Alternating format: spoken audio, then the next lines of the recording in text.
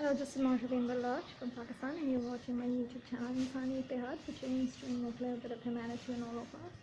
Today, the topic that I'm going to discuss is related to the importance of non-Jews and the purpose of non-Jews among the equation of Israelites being the chosen people of Hashem, and the relationship between Hashem and Israelites. So we have discussed, and this has been discussed by and large by the Jewish scholars, that what sort of relationship God has with its chosen people, the Israelites. I wanted to give a different perspective, that not only Hashem, God, the divine, whatever you want to call it, not only Israelites are important for this equation and this relationship, but I feel the Goyim, the Goya, the non-Jews like us, I'm a Muslim, so why are we so important in this context? So this whole idea of chosen people would not work if we don't exist. It is our mere existence and our being part of this equation that Hashem and the chosen people themselves say that we are chosen among other nations. So other nations are important in this whole equation, and in this whole context of Jewish history and Judaism. And why is that? The thing is that without us, there is not a purpose of Israelites being the chosen one and leading to be that example.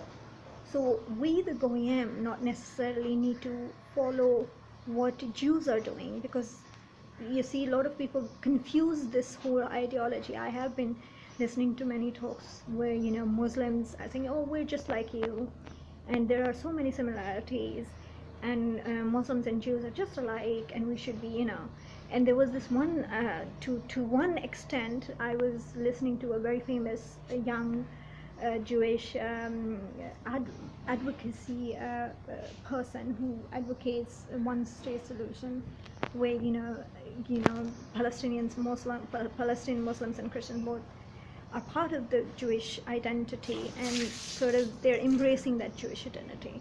I disagree with that, because the Jewish identity in itself is a very Jewishness. It's just like I would include every other person from any other religion as a Muslim. I mean, I can't do that unless or until they, there are certain things. Similarly, Judaism has certain criteria which people, need to follow if they really want to be part of that nation. So I think many of the Jews who are on the left or the centrist approach of things, or political ideology, seem to confuse this thing. It's not a bad thing that you are a Goy, or you are a Gentile, or you are a non-Jew. And I mean, similarly, a Jew shouldn't be, discriminated, or shouldn't face racism.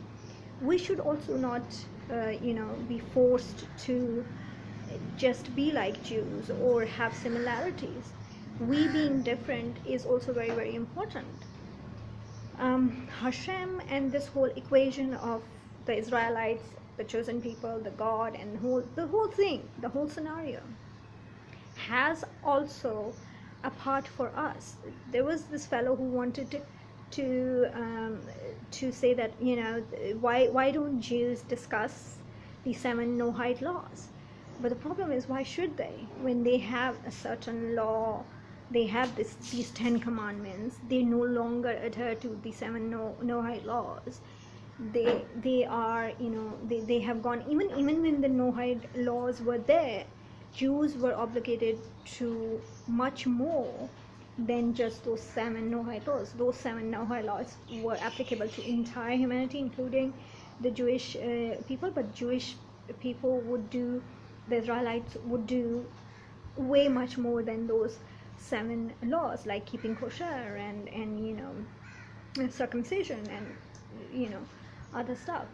So we need to understand that our importance and our role in this world, and this whole equation that God has with his chosen people, who are obligated to fix this world by doing what they are commanded and expected to do.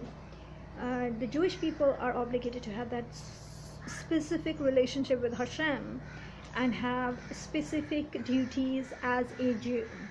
So they are not here to judge anyone or say that, okay, Muslims are much more closer to what our concepts are, and someone who is an atheist is much, it's not, the Jews cannot rank the other nations in any sort of compliance, whether it be Noahide laws or any other laws.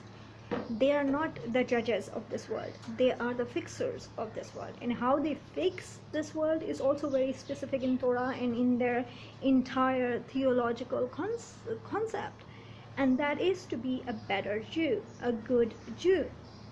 Hashem, Allah, God expects from a Gentile to be a good Gentile in whatever religious affiliation that Gentile is, whether he is a Muslim, he is a Christian, even the Sanatana Dharma following, they have a structural theology, so they are not atheists. Even if you are a good atheist, that's also fine. You are a good human being and not believing God, fine, we're not going to judge.